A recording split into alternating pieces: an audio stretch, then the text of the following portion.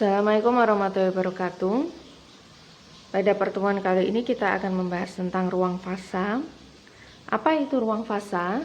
Jadi jika biasanya kita meninjau suatu objek atau partikel, kalau dalam mekanika atau fisika dasar itu ya, biasanya objek atau partikel itu kita labeli dengan suatu sistem koordinat. Misalnya kita menggunakan sistem koordinat kartesius gitu ya.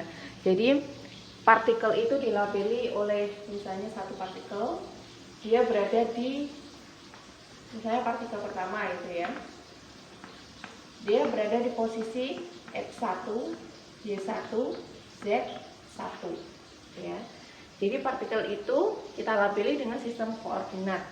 Biasanya kita menggunakan koordinat kartesius ya, tergantung ya kita pakai kartesius atau pakai bola gitu.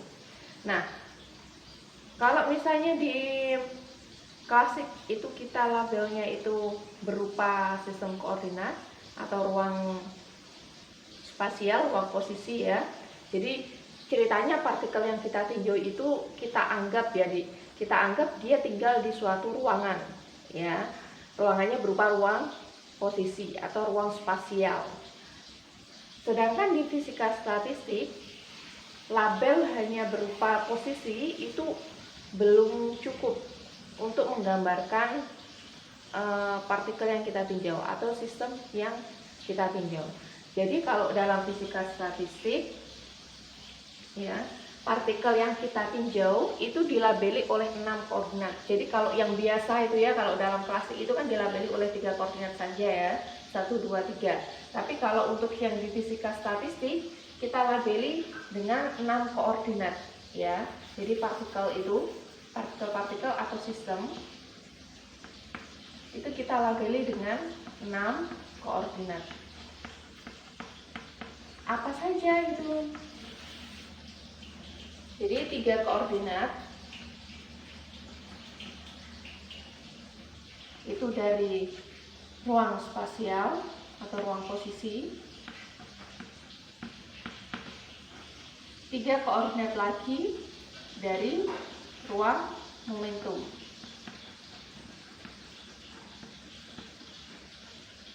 Misalnya kalau kartesius X, Z, Z ya, Px, Py, Pz. Jadi objek yang kita tinjau itu dia berada di ruang yang namanya gabungan ruang spasial dan ruang momentum. Nah, gabungan dari ruang spasial dan ruang momentum inilah yang kita sebut sebagai ruang fasa.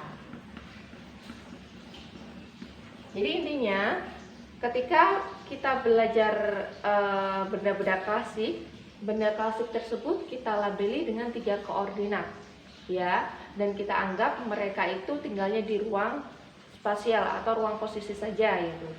Nah, sedangkan untuk partikel atau sistem ya, dalam kasus statistik partikel atau sistem yang kita tinjau itu dia tinggal di ruang yang namanya ruang fasa. Apa itu ruang fasa?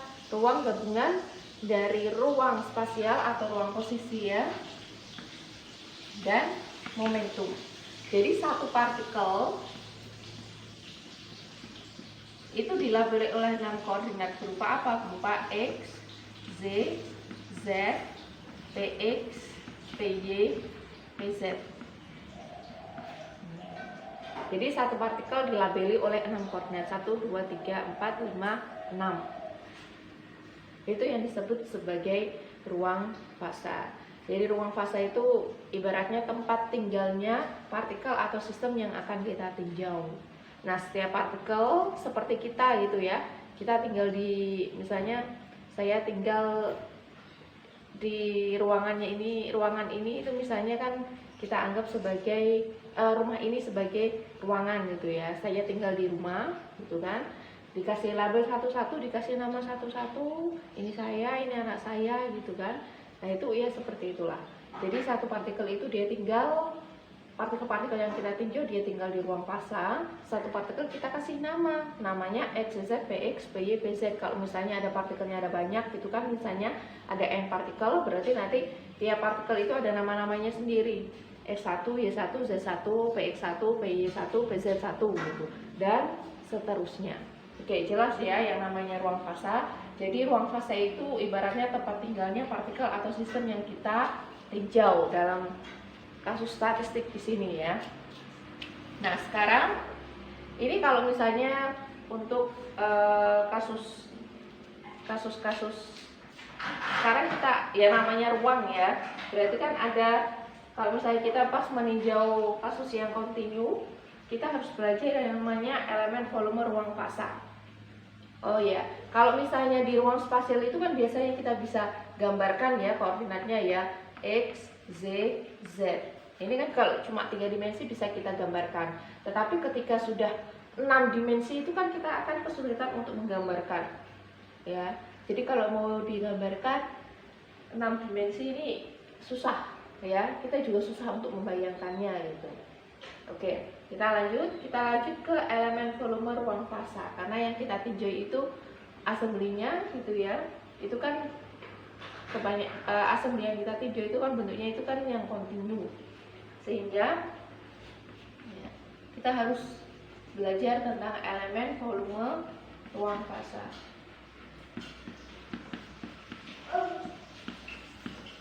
Sebenarnya ruang fasa itu juga tidak harus dengan momentum ya, bisa saja dengan kecepatan. Jadi bisa saja kita melabeli partikel yang kita tinjau itu dengan koordinat ruang dan kecepatan. Tapi kan alangkah lebih baiknya itu dengan masanya juga ya. Jadi kan kecepatan itu kan V, sedangkan momentum itu M kalikan V. Jadi sama saja sebenarnya. Ya, ada yang menggunakan P, ada yang menggunakan P. Tapi kalau misalnya kita menggunakan P itu kan lebih lengkap. Jadi satu partikel itu ibaratnya identitasnya itu lebih lengkap menggunakan momentum daripada hanya menggunakan kecepatan. Oh, ini namanya adalah XZ, PX, PY, PZ daripada menggunakan XZ, PX, PY, PZ. Kan kita nggak tahu dia masanya berapa. Nah, ya. Jadi kalau ibaratnya kalau kalian bayangkan gitu ya, di suatu rumah ada orang, oh namanya ini misalnya, oh ini Bu Isti umurnya sekian gitu kan, tingginya sekian. Jadi ibaratnya identitasnya itu lebih lengkap gitu. Oke, kita lanjut ya. Jadi elemen volume ruang fasa. Nah, di sini untuk kasus yang masing-masing 3 dimensi, jadi kalau ruang spasialnya itu 3 dimensi dari ruang spasial atau ruang posisi. Jadi elemen volume ruang fasa yang terdiri dari 3 dimensi ruang posisi, itu elemen volumenya kita simbolkan sebagai dps gitu ya. Jadi elemen volume dari ruang posisi 3 dimensi itu dx, dy, dz. Kemudian 3 dimensi dari ruang momentum kita simbolkan sebagai dpp, itu sama dengan dpx, dpy, dpz. Sehingga simpulannya ya, elemen volume dari ruang fasa itu adalah tinggal dikalikan dps dikalikan dpp. Jadinya dx, dy, dz, dpx, dpy, dpz. Ini untuk 3 dimensi. Kemudian untuk yang 2 dimensi ya, ini untuk 2 dimensi. Jadi elemen volume dari ruang fasa, dari ruang spasial atau ruang posisi, dvs-nya itu sama dengan dx, dy. Kemudian dari ruang momentum, dvp itu sama dengan dpx, dpy. Sehingga ruang fasanya ruang fasa kita simbolkan sebagai D gamma ya. Ruang fasa kita simbolkan sebagai D gamma yang sama dengan dvs, dvp. Jadi D gammanya sama dengan dx, dy, dpx, dpy. Nah, kemudian untuk yang satu dimensi, jadi elemennya, ruang posisinya dps itu sama dengan dx, kemudian ruang momentum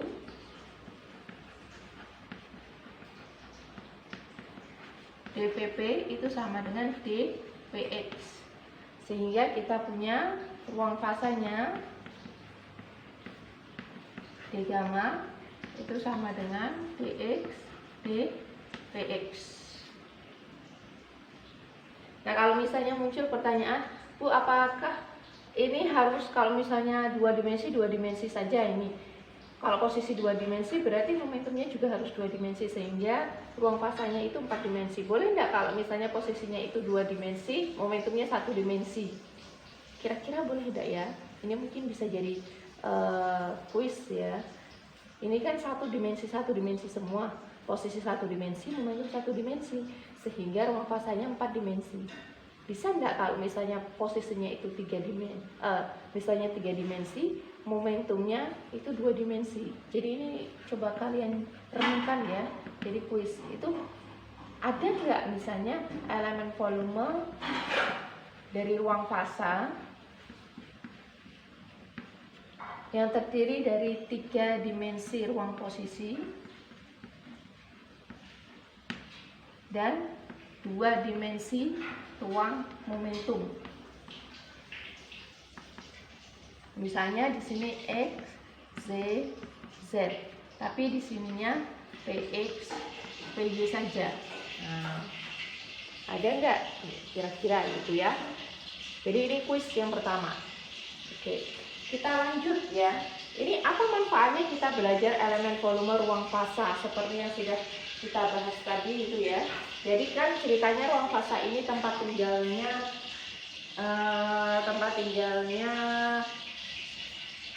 partikel yang akan kita tinjau. Jadi elemen ruang fasa misalnya ibaratnya begini ya. Yang namanya tempat tinggal ditinggali oleh banyak partikel. Nah, kalau misalnya kita mau tanya, ini misalnya ini buku ini ya. Buku ini kan kontinu. Kalau misalnya ini saya gambari begini. Kelihatan enggak ya? Enggak kelihatan ya. Jadi misalnya ya, ditanyakan gitu. Ini kan buku ini, anggap saja buku ini itu sebagai assembly.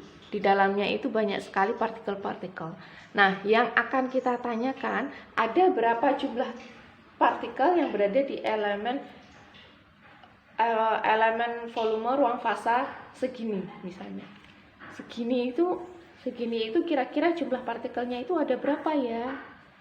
Nah, ini ya. Jadi manfaat kita belajar ruang fasa, kemudian kita tahu elemen volume ruang fasanya, itu biar kita memudahkan kita untuk mencari misalnya ada berapa jumlah partikel atau sistem yang berada di elemen ruang fasa sekian gitu kan. Atau misalnya ada berapa jumlah keadaan energi yang berada di elemen volume ruang fasa sekian. Ya. Jadi ini untuk memudahkan kita. Baik, contoh kasusnya misalnya ya. Ini contoh kasus. Contoh kasus penggunaan elemen volume ruang fasa. Misalnya ditanya ya, atau ditinjau. Kita tinjau elemen ruang fasa yang elemennya itu dibatasi oleh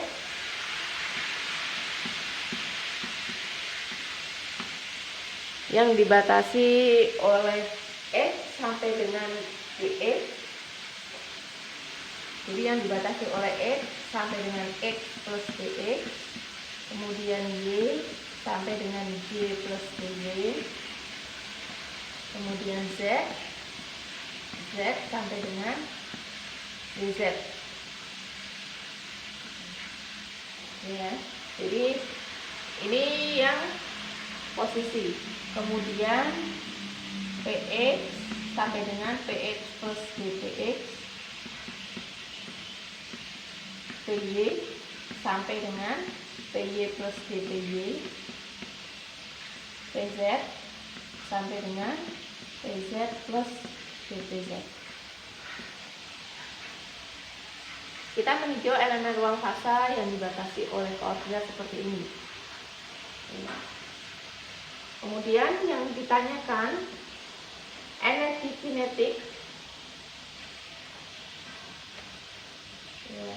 Yang ditanyakan adalah berapa energi kinetik satu partikel atau satu sistem yang berada di ruang fasa tersebut.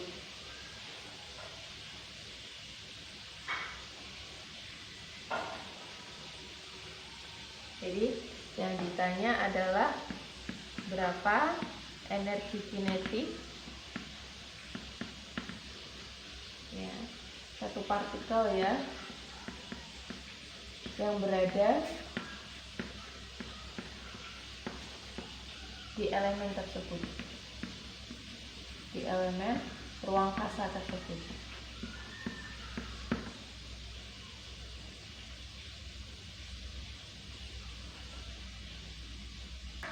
Contohnya ya, misalnya ini anggap saja ini sebagai ruang fasa ya, anggap saja ini ruang fasa gitu. Nah, kita tinjau elemennya. Kayak begini. Ya. Nah, di dalam elemen ruang fasa segini itu ada berapa banyak partikel. Kemudian elemen ruang fasa dalam elemen ruang fasa di sini itu energi kinetik partikelnya itu ada berapa. Jadi kan biasanya kan suatu partikel kita labeli dengan suatu sistem koordinat ya, sistem koordinat. Tapi kan yang kita tinjau di sini itu kan berupa assembly yang di dalamnya itu banyak sekali partikel-partikel. Nah, satu partikel kita labeli dengan 6 koordinat ya, dan kita ibaratkan mereka itu tinggal di suatu ruang fasa. Nah, kalau di elemen ruang fasa misalnya segini itu ya, ini kan misalnya X, Y, Z. Kalau 6 dimensi itu kan kita kan kesulitan untuk menggambarkan seperti ini ya. Jadi kalau misalnya elemen ruang fasanya itu segini itu kan. Nah, di dalam elemen volume ruang fasa segini ya, ini kan pasti di dalamnya itu kan ada banyak sekali partikel. Nah, kira-kira kalau elemen volumenya segini itu energi kinetik yang ada di dalam energi kinetik partikel yang ada di elemen ini itu berapa? Itu yang ditanyakan. Nah, kita energi kinetik itu kan setengah mv kuadrat atau T kuadrat per 2m. Berarti yang kita butuhkan ya secara tidak langsung hanyalah P-nya saja. Jadi kalau misalnya kita kalikan ya elemen volume ruang fasa itu kan berarti di gamma itu sama dengan dx, dy, dz, dpx, dpy, dpz. Kalau digambarkan 3 dimensi, itu begini berarti. Mana ya? Ini saya hapuskan dulu ya.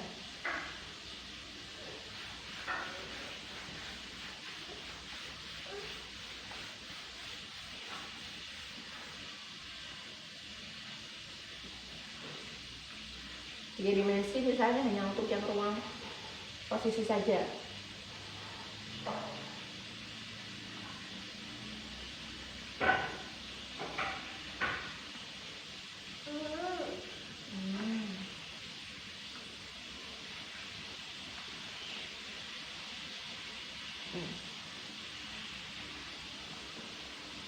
Misalnya kan ada banyak sekali ya. Misalnya elemen volume yang ada di sini. Ini kan X, ini Y, ini Z. Berarti di sini ini X, ini kan ini ya elemen volume yang ada di sini misalnya ya. Sorry, gambarnya ada ribet ini.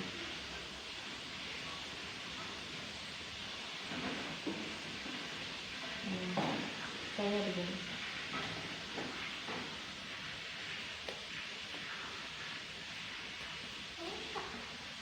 Ini kan kalau ini X sampai dengan D, ini X ya sampai dengan X plus dx.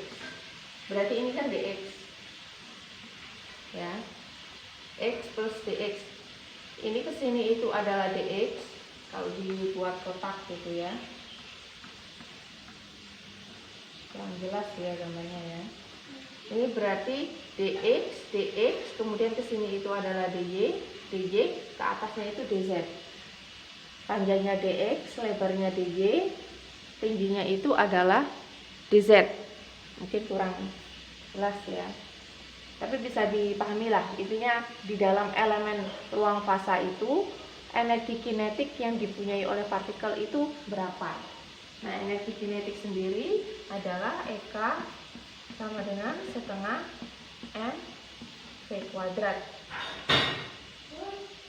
ya, atau v kuadrat per 2m. Sehingga, dan di sini kan P-nya itu ada Px, Py, Pz. Jadi 1/2m Px kuadrat plus Py kuadrat plus Pz kuadrat. Jadi ini energi kinetiknya. Kok nggak ngaruh? Nggak ngaruh gitu ya. Jadi sama saja gitu. Nanti ini kan cuma energi partikel untuk satu partikel. Kalau misalnya untuk banyak partikel itu berarti energi kinetiknya bagaimana? Nah, itu nanti kita akan bahas. Jadi kalau ini kan hanya ada satu partikel saja, sehingga energi kinetik yang mungkin itu adalah ini. Nah, sekarang kalau semisal ada n partikel ya. Jadi kalau sekarang gimana kalau ada n partikel, berarti energi kinetiknya itu berapa? Jadi contoh kasus yang kedua, itu ada n partikel dalam ruang fasa, elemen volume. N partikel yang berada dalam elemen volume ruang fasa yang dibatasi oleh koordinat. Untuk partikel yang pertama ya, untuk partikel yang pertama dia berada di elemen volume yang dibatasi oleh X1 sampai dengan X1 plus dx, Y1 sampai dengan Y1 plus dy1,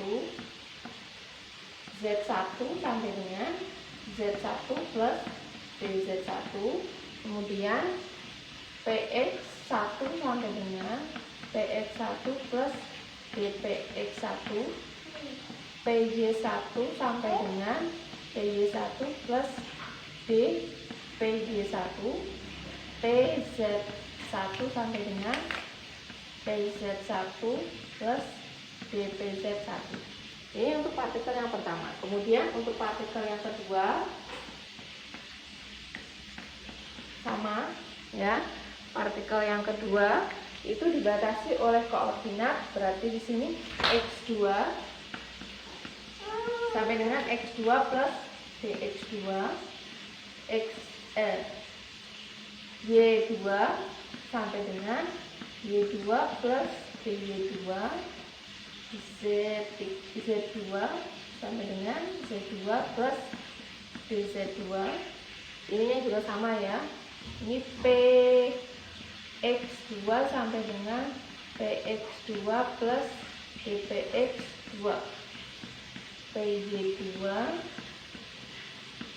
sampai dengan Pj2, Pz2 sampai dengan Pz2 plus dpz2, sampai dengan partikel yang ke n. Partikel yang ke n. Berarti partikel yang ke n itu dibatasi oleh elemen. Jadi seakan-akan di dalam ruang fasa itu kayak ada kamar-kamar itu loh. Ada kamar-kamar, misalnya satu rumah itu kan ada banyak sekali kamar. Oh, partikel yang pertama dia di kamar ini, partikel yang kedua dia ada di kamar ini, partikel yang ketiga ada di kamar ini. Jadi kayak kamar-kamar itu. Sampai ke partikel yang ke n itu dia di posisi xn sampai dengan xn plus dxn, yn sampai dengan Jn plus Djn Zn sampai dengan Zn plus Dzn. Kemudian momentumnya Pxn itu sampai dengan Pxn plus Pxn. Pjn itu sampai dengan Pjn plus Dpjn. Pzn itu sampai dengan Pzn plus Dpzn. Ya. Ini ya. Jadi ini partikel yang pertama. Jadi contoh kasus penggunaan elemen volume ruang fasa. Yang pertama, misalnya kita meninjau ada satu partikel yang berada di dalam elemen ruang fasa yang dibatasi oleh ini. Kemudian ditanya berapa energi kinetik partikel yang berada di elemen ruang fasa ini. Jadi ada ruang fasa, kemudian kita tinjau satu elemen. Jadi ada suatu rumah, kita tinjau satu kamar. Satu kamar itu isinya ada satu partikel. Nah, satu kamar itu kan satu partikel itu kan berarti kan bisa bergerak sana sini ya. Dia bisa bergerak dari X sampai dengan X plus DX ya. Dia bisa bergerak dari Y sampai dengan Y plus DY gitu. Berarti kan dia ada ruang untuk bergerak. Kalau dia ada ruang untuk bergerak berarti dia punya energi kinetik. Nah, energi kinetiknya berapa kira-kira gitu. Energi kinetiknya adalah 1/2M dikalikan dengan Px kuadrat plus Py kuadrat plus Pz kuadrat. Nah, sekarang yang kita tinjau itu ya.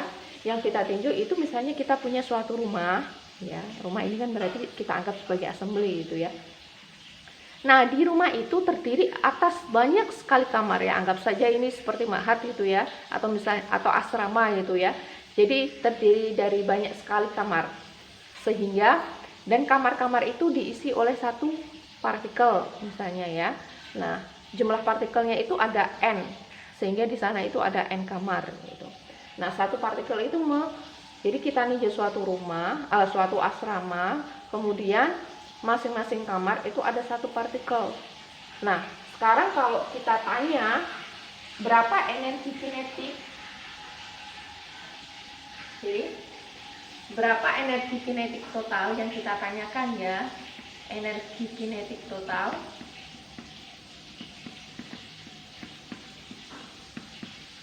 dari n sistem. Jelas ya? Berapa energi kinetik total dari n sistem atau n partikel? Jumlah energi kinetiknya itu berapa?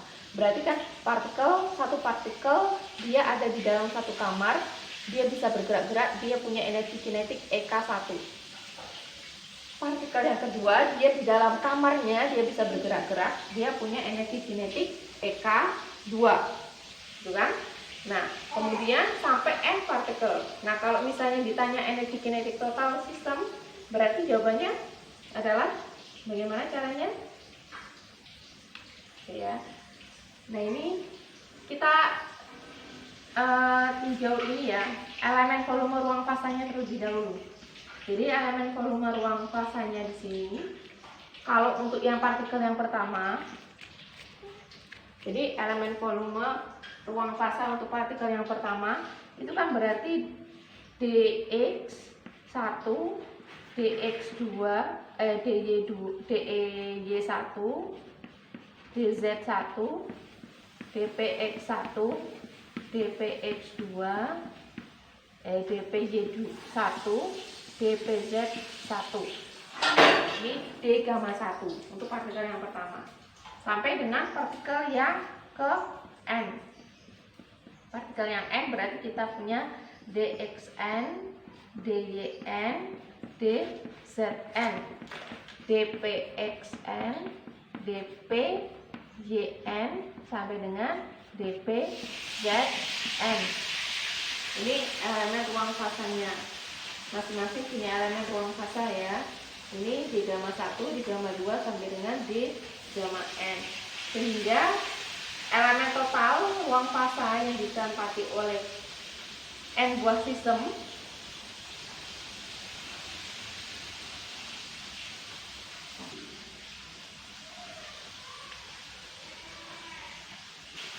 sehingga elemen volume ruang fasa total, jadi elemen volume dari ruang fasa total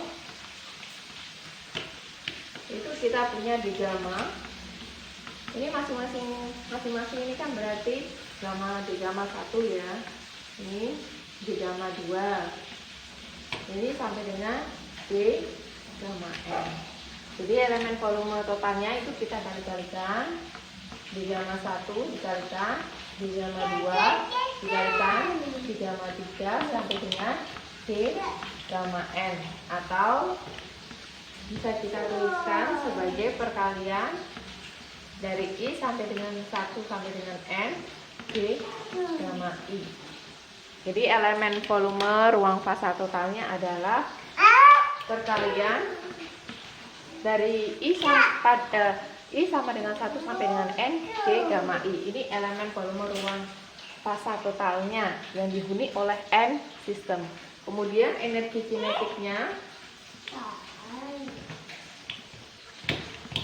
energi kinetiknya berarti kan partikel yang pertama itu dia punya energi kinetik EK1 itu sama dengan 1/2m 1 gitu ya, misalnya ya. Ini kalau kan sistemnya itu kan sama, jadi masanya sama. Kita tuliskan 1/2m saja gitu ya. Jadi 1/2m px1 kuadrat plus py1 kuadrat plus pz1 kuadrat.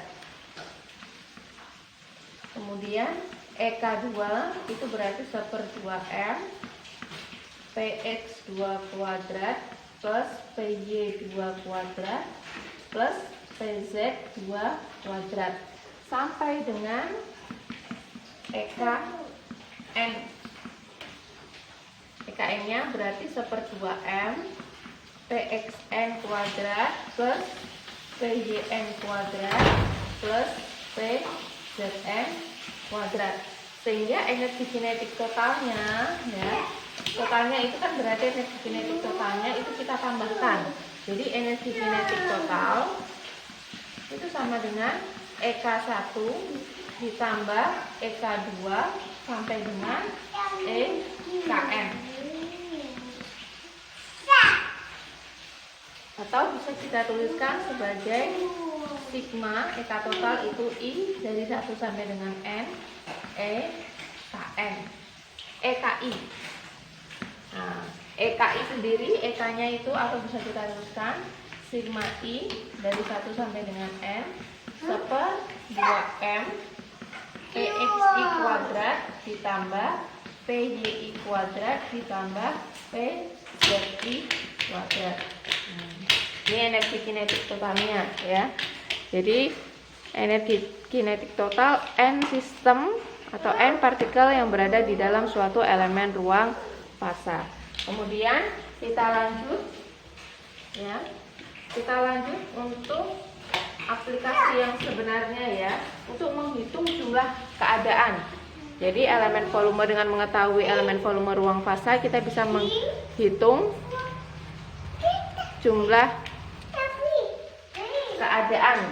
Nah, kita bisa menghitung jumlah keadaan dan kita juga bisa menghitung jumlah partikel.